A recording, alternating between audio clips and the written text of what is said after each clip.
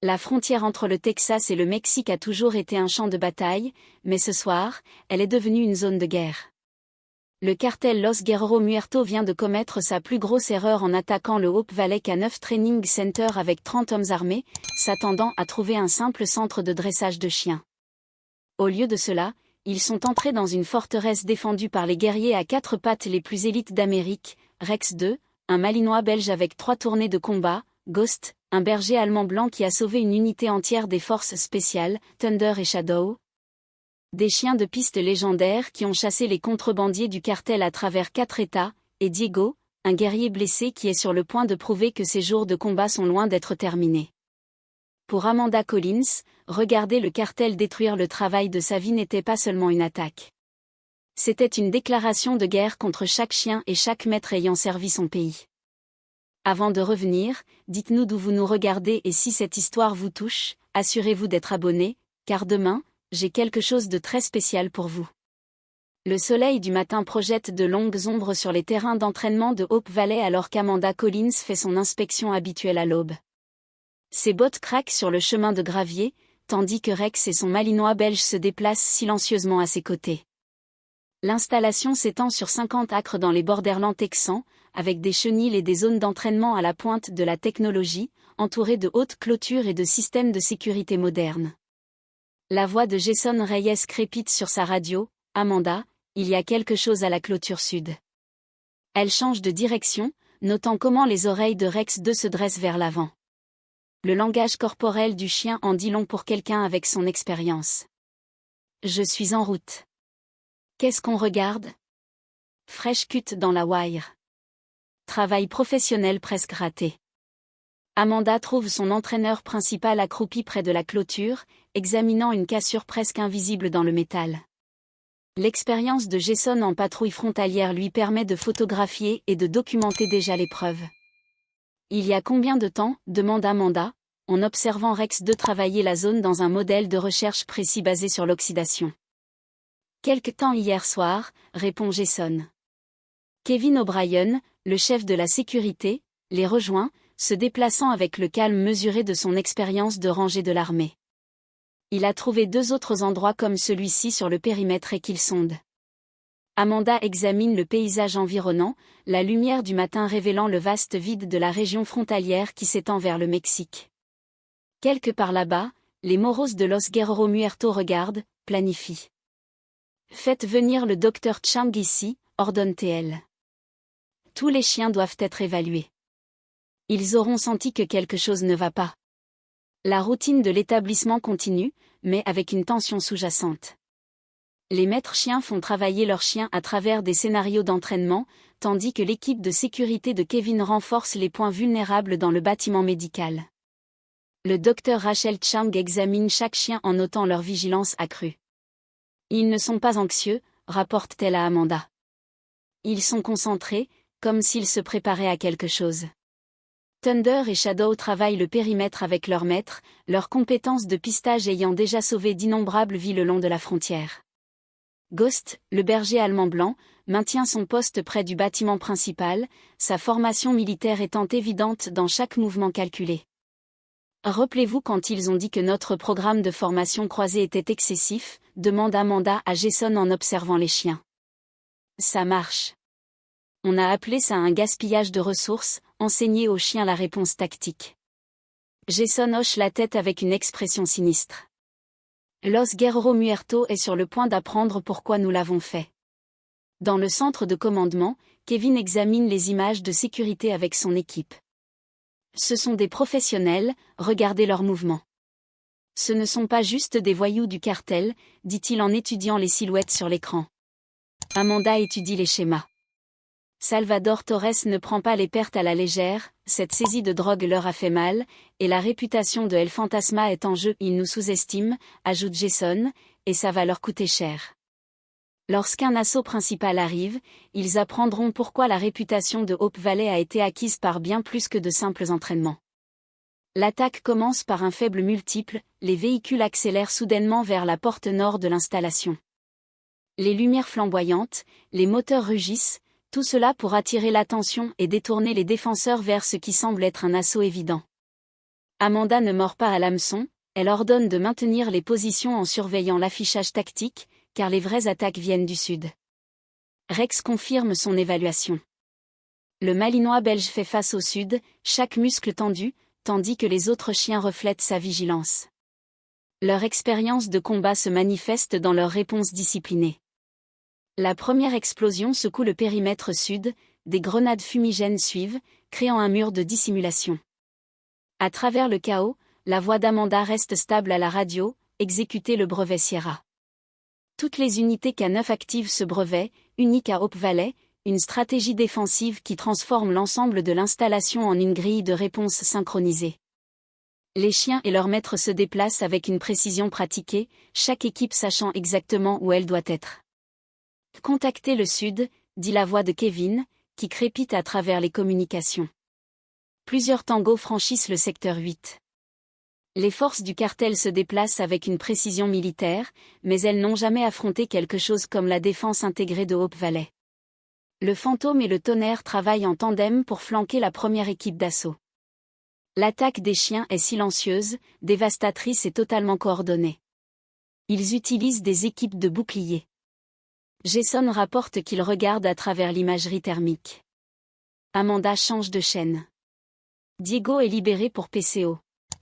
Le berger allemand, son ESPT oublié dans la concentration du combat, se déplace comme une ombre à travers la fumée. Son maître suit, faisant confiance au sens supérieur du chien. Ensemble, ils débordent l'équipe du bouclier, les frappant d'un angle impossible. À l'intérieur du centre de commandement, Rachel surveille les signes vitaux des chiens, rythme cardiaque élevé mais stable, ils ne sont pas stressés, ils sont en mode mission. Le bruit des coups de feu éclate de plusieurs directions. Les forces du cartel sondent la défense à la recherche de faiblesses, mais elles trouvent des équipes K9 précisément positionnées, prêtes à contrer chaque mouvement. Le mur est compromis. Un gestionnaire rapporte qu'ils ont franchi la clôture extérieure. La réponse est immédiate, le fantôme de l'ombre converge vers le secteur A. Tous les gestionnaires mettent en œuvre une réponse de surtension. La nuit se remplit de chaos alors que la force principale du cartel s'engage dans l'attaque. Mais au milieu de cette violence, les chiens de Hope Valley démontrent pourquoi ils sont considérés comme des guerriers d'élite. Chaque animal se déplace avec un but, leur action est le résultat de mois d'entraînement spécialisé. Grâce à sa portée tactique, Amanda voit Ghost abattre un opérateur du cartel qui tente de poser des explosifs. L'attaque du berger allemand blanc est un manuel de désactivation, sans tuer. Comme il a été formé, il se dirige vers les chenils. Kevin prévient qu'en essayant de capturer les chiens de réserve, cela n'arrivera pas. Amanda répond, elle change de chaîne. Exécuter le protocole Diamond. Ce protocole active la défense la plus innovante de Hope Valley, une série de modèles de réponse prédéterminés permettant aux chiens de travailler de manière semi-autonome tout en maintenant la coordination tactique. C'est quelque chose qu'Amanda a développé sur la base de son expérience de combat. Un système qui maximise les capacités naturelles du chien. Les forces du cartel se retrouvent face à un ennemi qu'elles ne peuvent pas prévoir. Les chiens apparaissent sous des angles impossibles, travaillant en groupe et en trio. Leurs attaques sont synchronisées avec les mouvements de leur maître. Chaque tentative de gagner du terrain se heurte à une résistance coordonnée et précise. Le véhicule s'approche de la porte principale. La voix de Jason coupe le bavardage radio, transport blindé de qualité militaire. Amanda regarde le véhicule à travers l'imagerie thermique. Sa signature thermique suggère une modification importante, probablement par les ingénieurs du cartel qui ont amélioré des véhicules civils pour le combat. Rex Thunder se déplace pour intercepter. Elle ordonne à PATN Omega. Les deux chiens se déplacent comme des fantômes à travers le chaos. Leurs maîtres fournissent une couverture lorsque le transport atteint le point prédéterminé. Les chiens frappent. Thunder cible les pneus avant tandis que Rex attaque depuis l'angle mort, forçant le conducteur à faire un écart. Le transport s'écrase contre des barrières préparées, ses occupants piégés. Les équipes K9 convergent sous plusieurs angles. La tentative du cartel de percer l'entrée principale a échoué de manière spectaculaire. Les équipes se déplacent vers un terrain plus élevé, leur offrant une meilleure couverture du complexe. Cependant, El Fantasma, la frustration visible sur son visage, montre qu'il précipite le déploiement et commet des erreurs. Tous les maîtres chiens se replient sur des positions renforcées. Amanda ordonne à Rex et Shadow de la suivre. Il est temps de leur montrer notre réponse de contre-batterie. Se déplaçant à travers le réseau souterrain de Hope Valley, Amanda mène son équipe vers une position préparée. Ces tunnels, intégrés dans la conception originale de l'installation, permettent aux défenseurs de se déplacer sans être vus à travers le complexe. Ils ciblent la zone K. Kevin prévient l'arrivée des obus lourds.